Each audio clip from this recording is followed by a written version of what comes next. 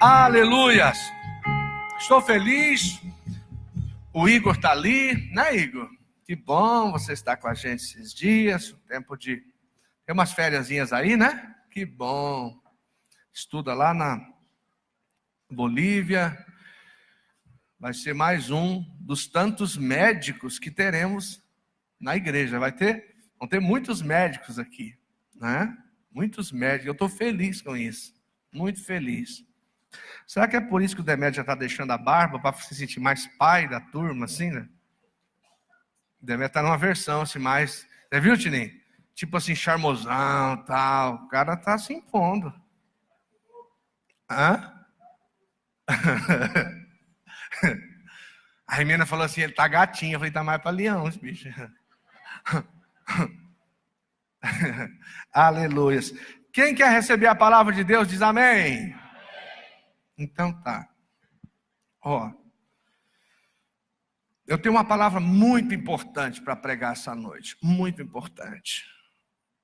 Eu vou falar dentro dessa nossa série, Quem é Deus? Conhecendo o Deus da Bíblia por meio da Bíblia. O tema de hoje é as faces de um Deus incomparável. E eu quero nesta noite falar um pouco sobre alguns atributos exclusivos do nosso Deus. Nós não vamos ler inicialmente agora nenhum texto bíblico. Daqui a pouquinho nós faremos isto. Eu desejo falar com vocês sobre alguns aspectos exclusivos do Deus Criador. O Deus que criou todas as coisas, que não é criação e nem é criatura de ninguém. Ninguém fez ele. Ninguém criou ele. Ele é o Criador. E a primeira face incomparável, exclusiva de Deus, é a sua soberania. E eu então nesta noite queria conduzir você numa reflexão sobre a soberania absoluta, incomparável do nosso Deus.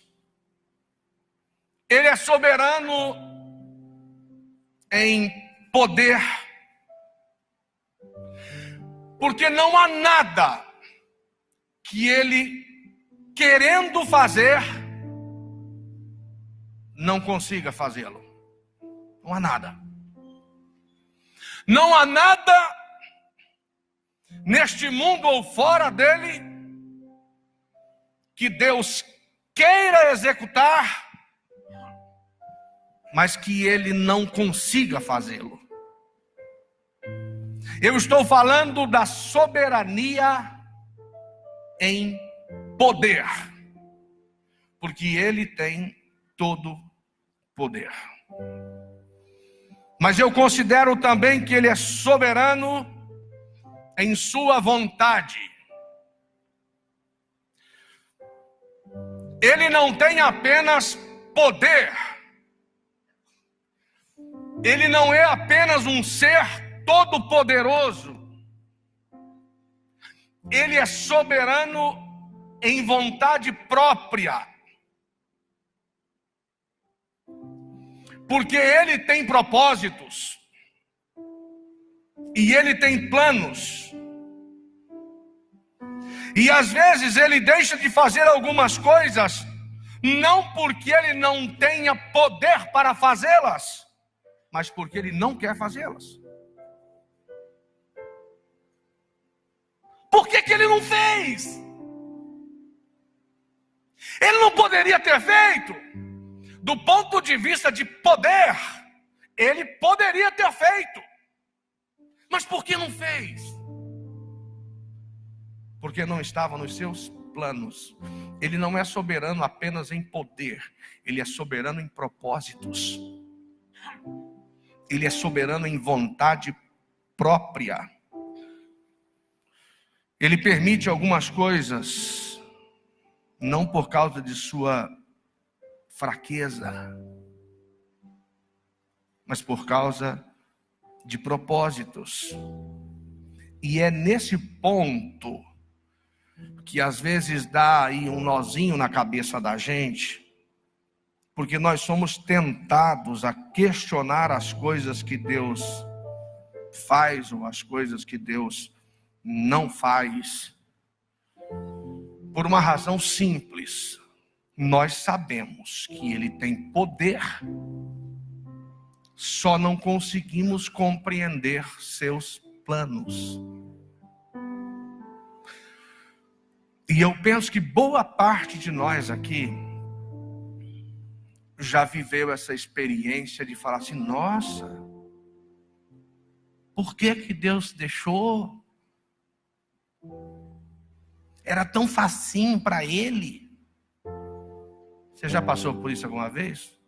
Mas isso aqui para Deus era moleza. Por que Ele deixou? Por que isso aqui aconteceu? Porque Deus não tem apenas poder, Ele tem também propósitos. Ele tem também vontade própria e planos. E eu então vou destacar a soberania de Deus a partir de dois grandes acontecimentos com o povo de Israel ao longo da história. Eu não sei se você é daquelas pessoas que gostam de história. Tem gente que curte história, ama história. E tem gente que não gosta de história. Se você é daquelas pessoas que não gostam de história, eu vou pedir paciência para você, mas também vou te encorajar. Você vai gostar dessa história. Fala para o seu vizinho dessa, você vai gostar. Agora vai contar história, não parece coisa de velho, né? Agora vai contar história. Então a mensagem desta noite, ela tem um pouco deste aspecto histórico e vai ser muito educativa. Israel, o povo de Deus, viveu ao longo da história muitos momentos de aflições, muitas perseguições, muitas fases de domínio dos seus inimigos. Foram várias fases assim. Mas eu vou destacar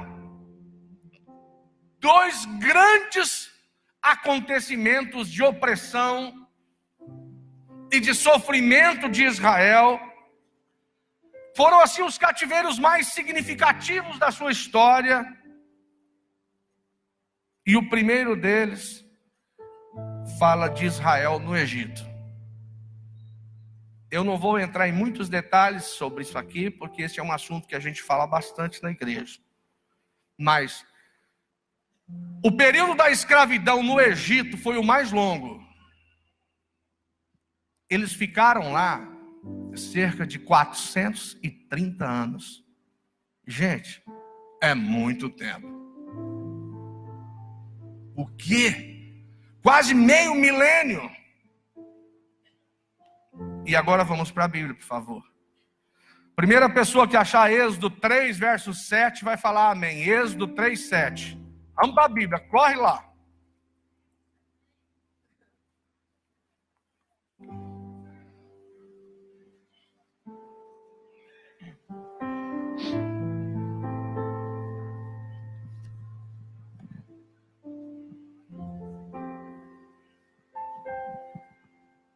Êxodo 3, 7.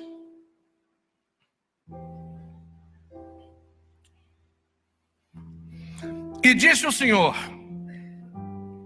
tenho visto, olha que coisa. Olha que coisa. Êxodo 3, 7. Tenho visto atentamente a aflição do meu povo,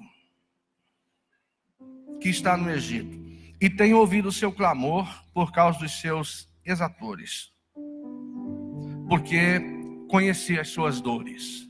Olha a grandeza desse Deus.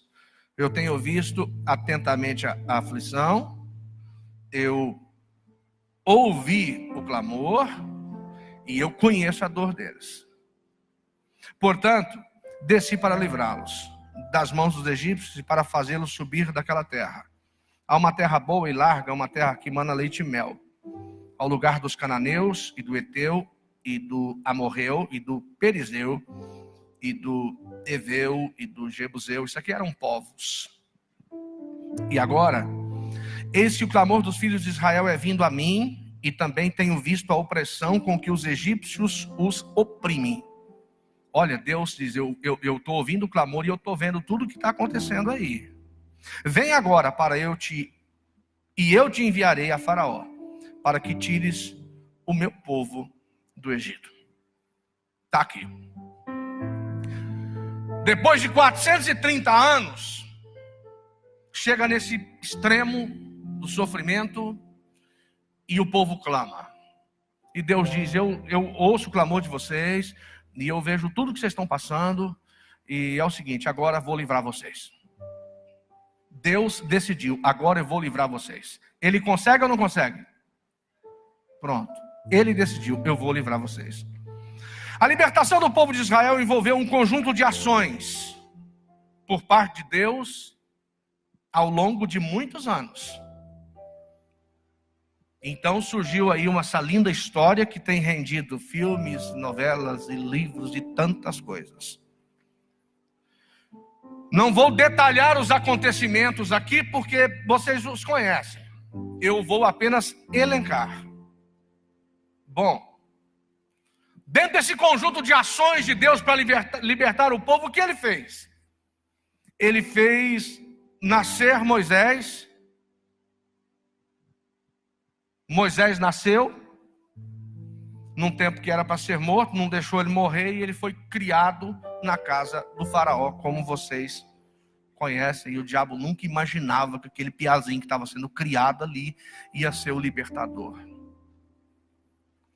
Mas aos 40 anos de idade, esse Moisés tem um grande desapontamento na vida.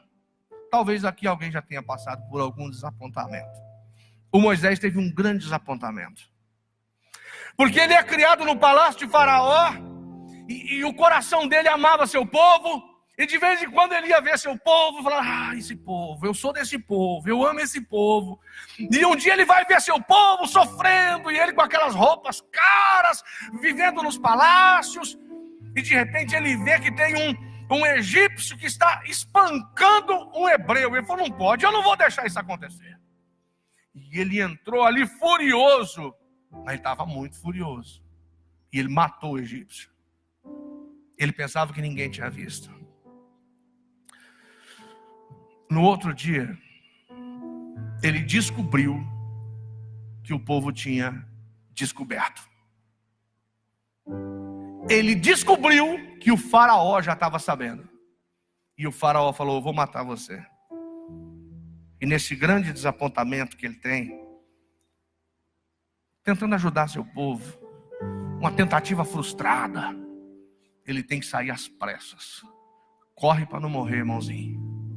E ele sai correndo, soca a cara nos desertos afora. E naqueles desertos, muito difíceis, ele não sabia o que era deserto. Ele não sabia o que era sobrevivência. Ele não sabia o que era passar necessidade. Ele era criado vidão. Ele passa 40 anos naquele deserto. Eu disse hoje pela manhã que tem algumas coisas que acontecem na vida da gente que são, mesmo que você não entenda, mas são propósitos de Deus, tratamento de Deus ou treinamento de Deus.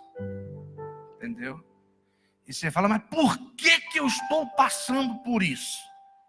Eu não queria isso. O Moisés está vivendo exatamente isso, no meio de um deserto lascado, sofrido, ameaçado de morte, tentando sobreviver. Por quê? Eu só tentei fazer o bem.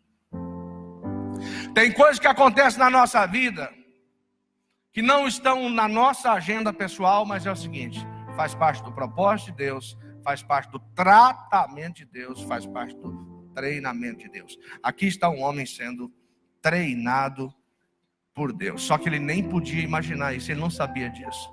Ele só pensava que Deus tinha esquecido dele. Mas é o seguinte, lá naquele deserto, um dia ele recebe a visita de Deus. Lá naquele mesmo deserto ele recebe um chamado de Deus. São partes da história. Ele aceita o chamado e ele vai ter um encontro com o faraó. Nesse processo da libertação acontecem as 10 pragas no Egito. E o tal do Moisés agora está batendo de frente com o poderoso faraó. Inacreditável esse negócio. Aí acontece a saída pela madrugada. Saída pela madrugada depois da morte de todos os primogênitos do Egito. O povo sai na madrugada levando o ouro e as preciosidades do Egito. Vão embora. Dão de cara com o Mar Vermelho. E Deus diz: não preocupa não, que eu vou abrir o mar também. Estou falando aqui de um Deus soberano. Um Deus que diz: eu vou fazer agora, e ninguém impede ele. Não tem mar que fique na sua frente. Não tem faraó que fique na sua frente. Não tem nada para detê-lo. Porque ele é Deus soberano em poder. Amém? Essa história eu sei que já é muito familiar de todos. Agora o segundo cativeiro, esse não é tão familiar para todos. Esse aqui aconteceu no tempo do jovem Daniel e foi por Nabucodonosor, o poderoso da Babilônia. Para você entender um pouquinho mais da história, isso aqui se deu especificamente com o que é chamado de Reino do Sul, ou Judá. Por quê? Porque Israel já tinha se dividido. Tinha acontecido uma divisão em Israel e tinha o Reino do Norte, chamado de Israel. Sua capital era Samaria. Tinha 9,5 tribos que compunha o Reino do Norte, Israel. E tinha o Reino do Sul, que era chamado de Judá. Capital, Jerusalém. Era composto por 2,5 tribos. Quando aconteceu a invasão do Reino do Sul, Judá, no tempo de Daniel, o Reino do Norte já tinha sido extinto, porque a Assíria tinha invadido o Reino do Norte e levado todo o seu povo embora cativo. Isso em 723 a.C. Agora, no Reino do Sul, Judá, é o que estamos tratando aqui, eles foram levados cativos pela Babilônia, por Nabucodonosor, em 598 a.C. E esta escravidão que estamos tratando nesta noite agora, durou 70 anos. 70 anos de opressão. Foi o que este povo viveu. Só que durante esses 70 anos, muitas coisas aconteceram onde o povo de Deus estava. Inclusive a poderosa Babilônia caiu. Dentro desses 70 anos. Então se forma o mais poderoso reino já conhecido até aqueles dias, que era os medos e os persas. Era o povo mais poderoso que estava dominando a terra toda, e chegaram e invadir e dominar a Babilônia. E nesse pacote eles dominaram todos os povos que a Babilônia tinha dominado. E no pacote estava o povo de Deus. Vamos chamá-los de Israel, mesmo sendo Judá. E o homem mais poderoso daquele tempo, o nome dele era Ciro. Ciro II, o Grande. Não era só Ciro. Tem o Ciro, entendeu? E tem o Ciro, o Grande. Entendeu a diferença? E esse Ciro, o Grande, ninguém segurava ele. Se a Babilônia era poderosa, ela foi engolida pelo Ciro, o Grande. E esse Ciro, o Grande, estabeleceu o seu império. E foi um império tão poderoso, tão poderoso, tão poderoso. Ele durou mais de 200 anos.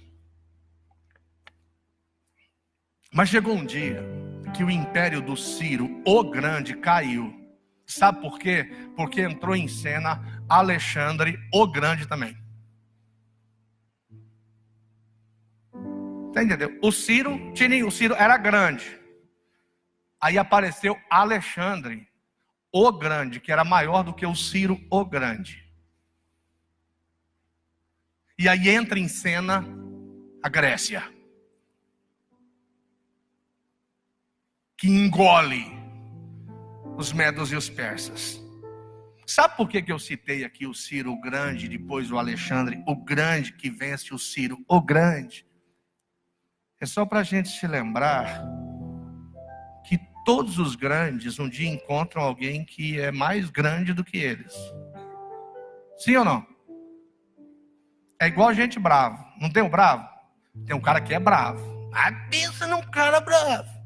Todo mundo tem medo dele. Aí tem um dia que esse cara bravo, irmão Miguel, ele acha o cara mais bravo que ele. Aí lascou. Aí lascou. Eu sei que aqui não tem nenhum bravo. Eu estou vendo aqui, não tem nenhum com cara de bravo. Mas os bravos são assim. Um dia eles acham um mais bravo que eles. O cara é grande, mas por um tempo. Esse rei poderoso, um dia ele descobriu um negócio que você não vai acreditar. O Ciro, o Grande, ele descobre que tem um povo lá, que é o povo de Judá, e que aquele povo tem um Deus. E um dia ele descobre que na lei desse povo que estava no meio dos seus escravos, na lei daquele povo, tinha uma palavra profética de um profeta, Isaías, 200 anos atrás, e que naquela profecia tinha o nome dele. Ele falou, não acredito. O quê? Mostra para mim essa lei aí. Tem uma profecia aí do Deus de vocês que tem o meu nome escrito há 200 anos atrás. Deu um nó na cabeça dele. Isaías 44, por favor. Mas como que não dá um nó? Mostra aí. Aí ele vai lá ler. Tá aí meu nome. Ele falou, não pode. Isaías 44, verso 28.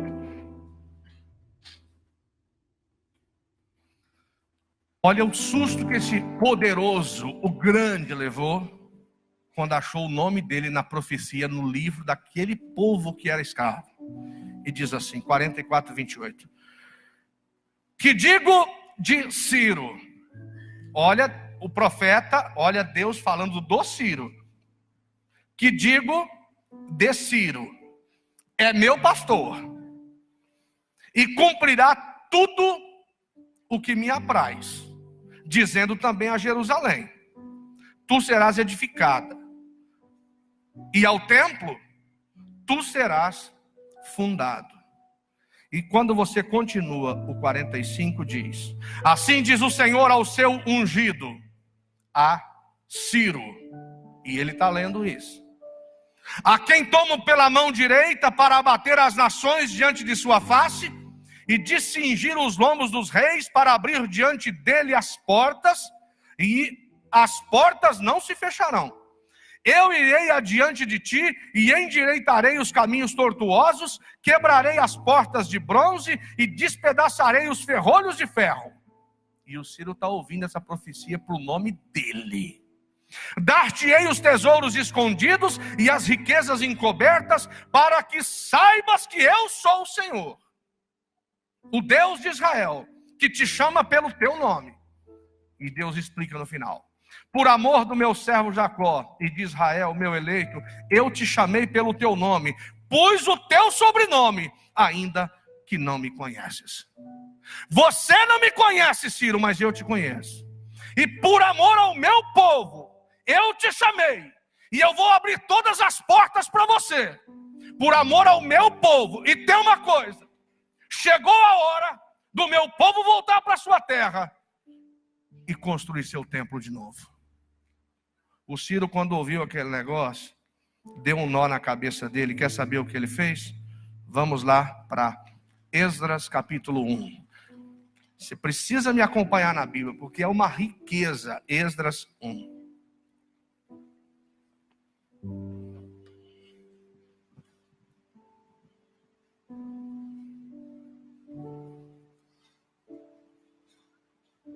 Irmãos, aquela profecia deu um nó na cabeça do poderoso.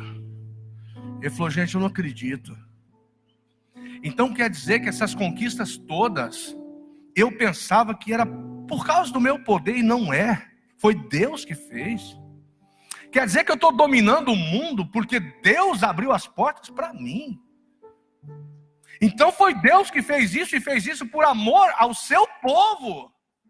Eu nem conheço Deus e Deus está me usando. O que é isso? Quem achou Esdras capítulo 1 diz amém. A partir do versículo 1. No primeiro ano de Ciro, rei da Pérsia, para que se cumprisse a palavra do Senhor pela boca de Jeremias, tinha uma outra profecia lá em Jeremias 25:12, que nós não vamos ler agora. Tinha outra profecia acerca dos 70 anos que estava se cumprindo. Aí diz assim: despertou o Senhor o espírito de Ciro, rei da Pérsia. Deus tocou no coração do rei, o qual fez passar pregão por todo o seu reino, como também por escrito, dizendo: assim diz Ciro, rei da Pérsia: o Senhor Deus dos céus me deu todos os reinos da terra e me encarregou. Olha só o que o Ciro está dizendo. E me encarregou de lhe edificar uma casa em Jerusalém, que está em Judá.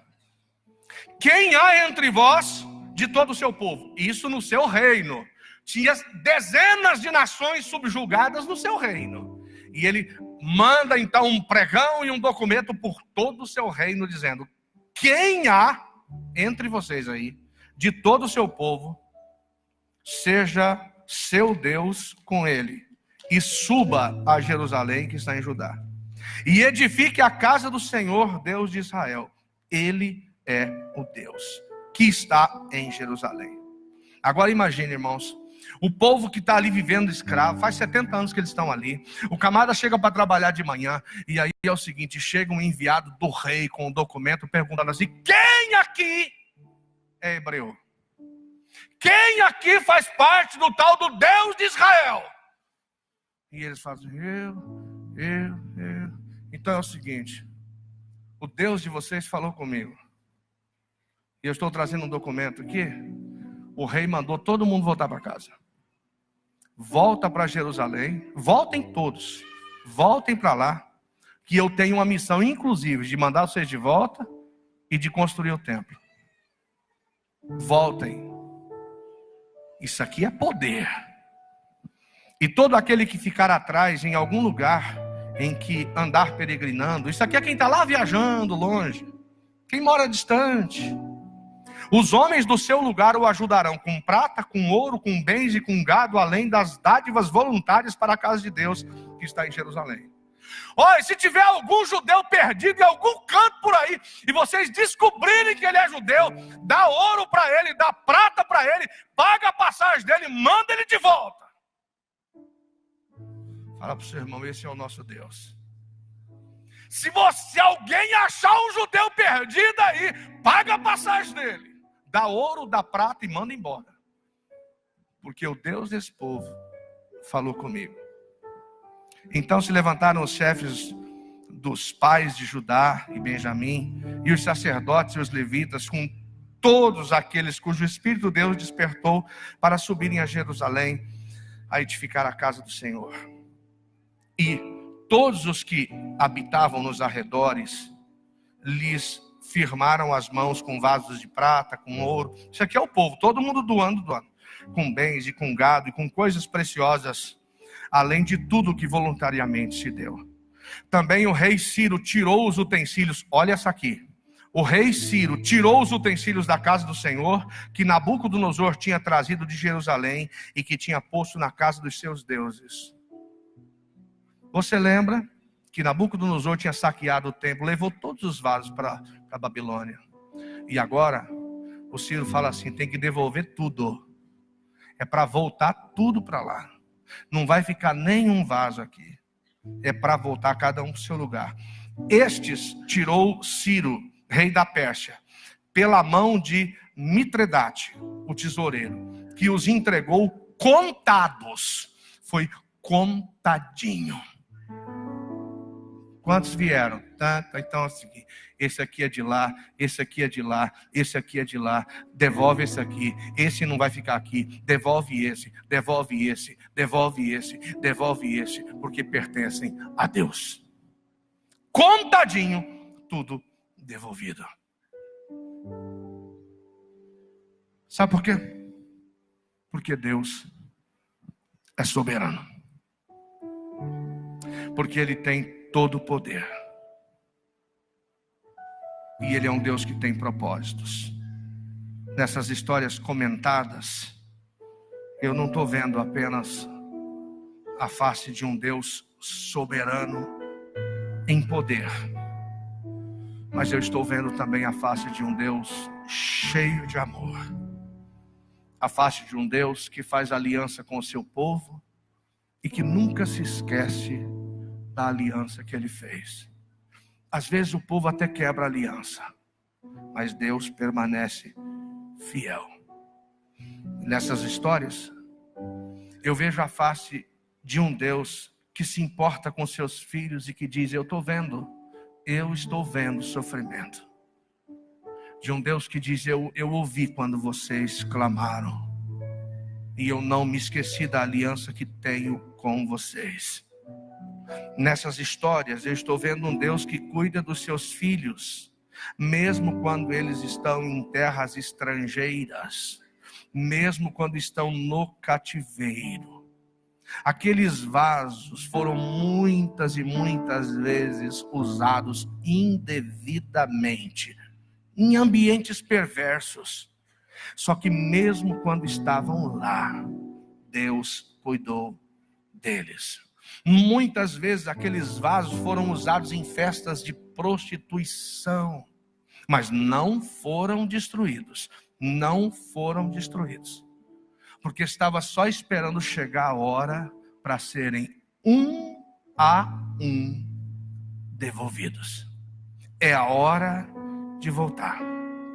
Aquele povo foi humilhado muitas vezes em terra estranha. Muitas vezes.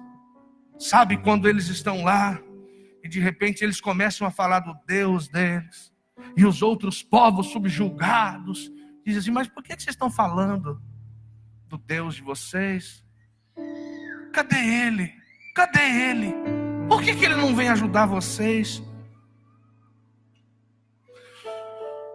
Talvez aqui e ali na vida você tenha essa mesma sensação, esse mesmo sentimento de ser um vaso de Deus no lugar errado,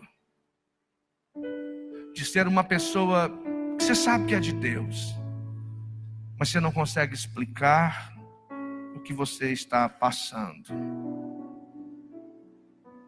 Estamos vendo vasos em lugares errados, passando por humilhações e mesmo assim sendo protegidos. Sabe por quê? Porque vai chegar uma hora em que Deus simplesmente diz: volta. Volta. E quando esse Deus Todo-Poderoso diz: volta, não tem Ciro o grande, não tem demônio o grande, não tem amarradilhas do inferno que segure alguém distante. Quando Deus diz: volta agora. Volta de um por um. Conta os vasos. Conta os vasos, porque Deus sabe quantos são. Conta! Não joga tudo num saco, não. Conta! Porque eu conheço os meus vasos, diz o Senhor. Conta, porque eu sei quantos vasos eu tenho na minha casa. E não vai ficar nenhum para trás. Conta de um por um.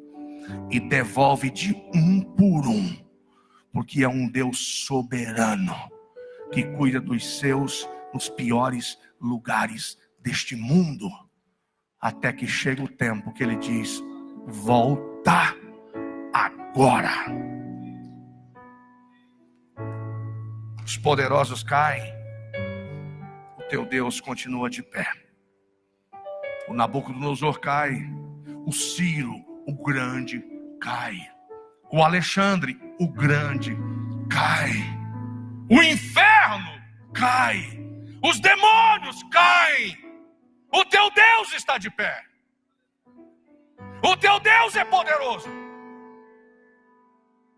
E quando você pensa que ele nem existe mais, e quando você pensa que ele nem se lembra mais de você, ele visita o teu deserto e fala: então, pode vir. O quê?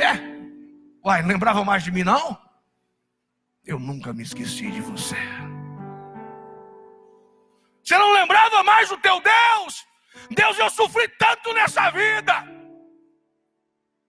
Eu sofri tanto nessa vida, eu não me lembrava mais. E Deus diz: espera lá. Eu vi tudo que você sofreu. Eu passei por todo lugar onde você passou. Agora eu ouvi o seu clamor e chegou a sua hora. Por favor, fique de pé.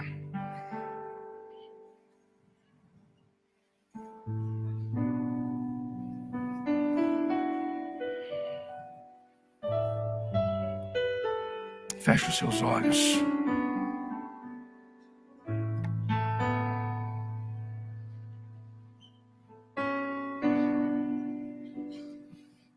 Nesta noite, eu queria que você conhecesse um pouquinho dessa face de Deus,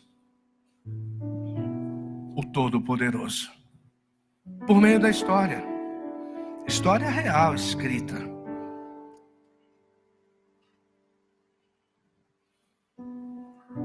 Tem uma hora que Deus diz: é para voltar. É para voltar.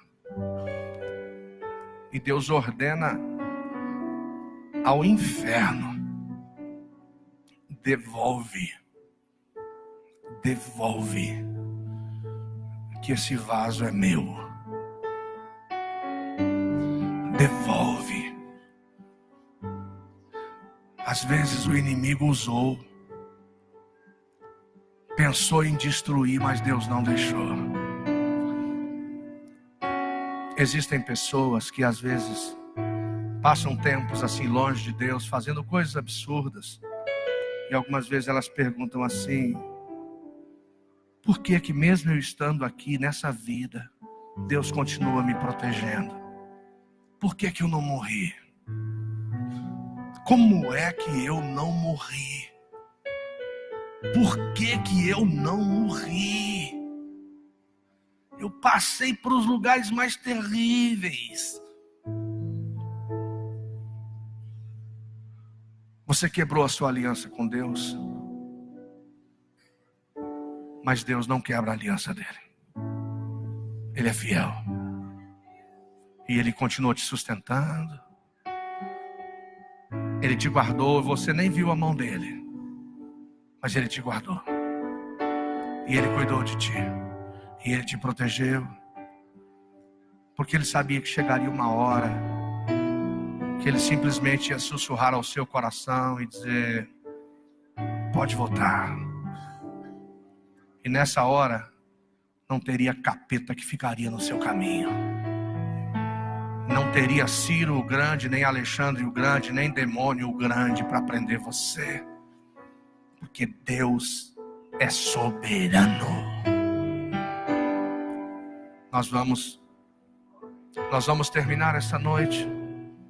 Mas se tem alguém no meio desta multidão que quer entregar sua vida a Jesus, você que diz assim: eu sinto que chegou a minha hora. Chegou a minha hora. Sai de onde você está e corre aqui. Se tem alguém que diz: chegou a minha hora de eu me entregar. O Espírito Santo tocou ao meu coração que é a minha hora de esse vaso voltar para o altar. Essa é a minha hora de Deus me levar de volta para a sua casa. E eu quero viver esse milagre. Tem alguém que quer viver esse milagre? Corajosamente saia do seu lugar e venha a este altar. Venha a este altar, você que está sentindo no seu coração: chegou a minha hora. Chegou a hora da minha vida mudar. Chegou a hora da minha libertação total, da minha cura. Chegou a hora desse vaso voltar para a casa de Deus. Enquanto estamos orando, você pode vir a este altar. Você pode vir a este altar. Eu quero orar com todos e vamos abençoar a sua vida. Pai, no nome de Jesus, aprendemos nesta noite que o Senhor é Deus soberano. Quando o Senhor decide fazer algo, ninguém pode te deter. Ninguém para a tua boa mão, Pai. Ninguém para a tua boa mão. Pai, nesta noite, eu abençoo cada pessoa, cada homem, cada mulher, que tenha a sua fé fortalecida e edificada por este conhecimento acerca do Senhor. Isso vai dar paz ao nosso coração nas horas mais complicadas da nossa vida, porque o nosso Deus é soberano em poder e é soberano em sua vontade própria. Abençoa esta semana na vida dos meus irmãos. Haja o teu cuidado, haja prosperidade, haja provisão dos céus. Que essa semana seja de graça na vida de todos, Pai. Abençoa, Pai, todos aqueles que durante essa semana estarão fazendo esse propósito de investimento na tua casa. Aqueles que já vão ainda nesta noite entregar e apresentar seu propósito de contribuição. Abençoamos, Pai, essa semana, a reunião dos grupos familiares, a nossa manhã de domingo, o clamor do povo de Deus, tanta coisa que vai acontecer. Esta será uma semana inesquecível. Estaremos todos os dias na tua presença vivendo milagres. Abençoa o teu povo com a dádiva da vida e da paz, em nome de Jesus. Amém, amém, amém. Deus te abençoe. Tenha uma linda semana na presença de Deus.